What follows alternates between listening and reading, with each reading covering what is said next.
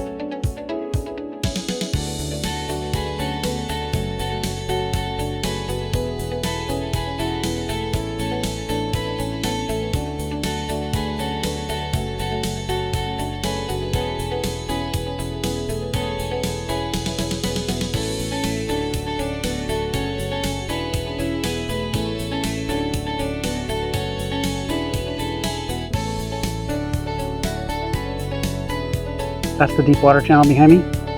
Definitely having a nice walk this morning, getting in a lot of steps. I haven't seen too many birds. I've heard a lot of birds. Some of the same ones I see a lot, you know, egrets and things like that. But still not a lot of migratory birds here just yet. I thought I'd see a little bit more now, but not yet. Anyways, it's always fun to come here though. Feels like you're walking in the wilderness, and really there's the cities and the neighborhoods are just like right there. You still get a little slice of nature here, so that's pretty cool. So we keep walking along here the trail, along the deep water channel, and getting towards the big trees where hopefully I'll see some woodpeckers, because that's always fun. Who doesn't love to see woodpeckers?